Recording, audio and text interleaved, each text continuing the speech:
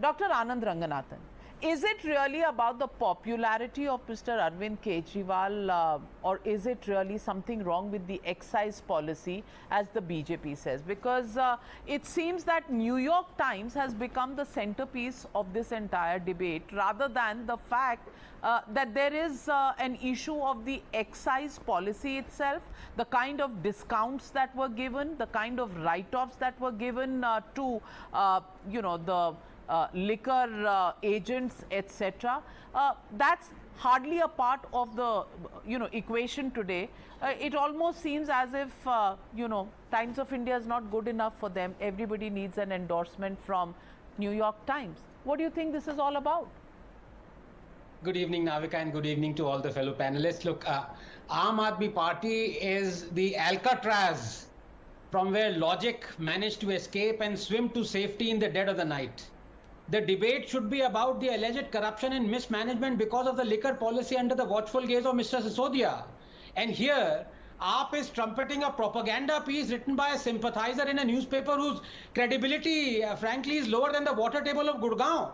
But before I begin, I have two issues and I will give you facts and only facts. Let me please rebut my two good friends, Mr. Gaurav Bhatia and Mr. Jasmine. Mr. Jasmine talked about the conviction rate and he was poo-pooing it. Let me tell you, yes, by all means, both CBI and ED are not independent. They are caged parrots. I have said so many times.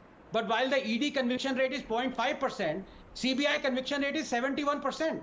So they talk more serious business than the ED. So Mr. Sisodia should be worried, as Mr. Jain has been proven. Number two, Mr. Gaurav Bhatia is poo-pooing New York Times, saying, oh, they're rubbish.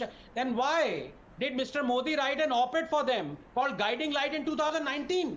और वो महात्मा गांधी की उपासक है कि एक झापड़ यहाँ पड़ता है तो दूसरा काल आगे करते हैं, लो हमें मारो भी. But now let me come to the two issues and they're very important. Just give me a couple of minutes because number one, let me give you the facts, Navika, on the charges relating to the excise policy that, by the way, our government has suddenly reversed. Delhi Chief Secretary's report entails prima facie violations of the GNCD Act 1991, Transaction of Business Rules 1993, Delhi Excise Act 2009, and Delhi Excise Rules 2010. Worse, there was financial quid pro quo at the top official level wherein Manish Sisodia took major decisions in violation of the statutory provisions.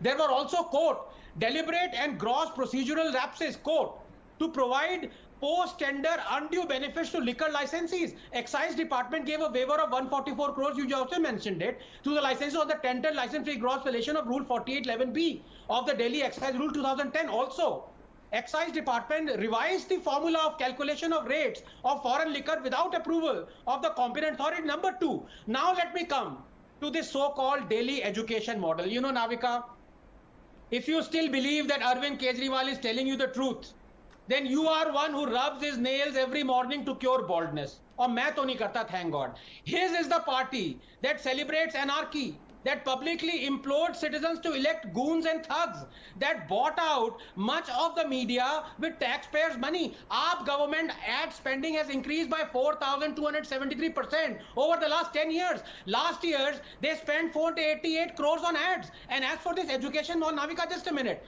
52% of trained graduate teaching positions in Delhi government schools are lying vacant. Out of 1,027 Delhi government schools, 824 are functioning without a principal.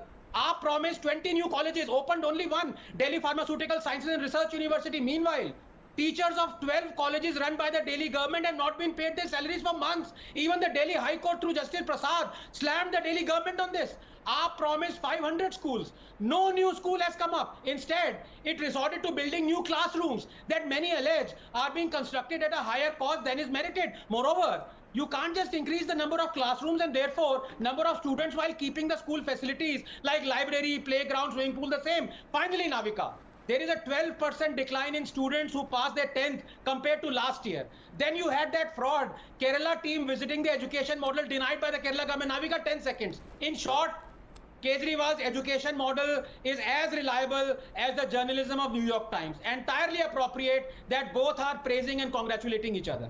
Mr. Jasmine Shah.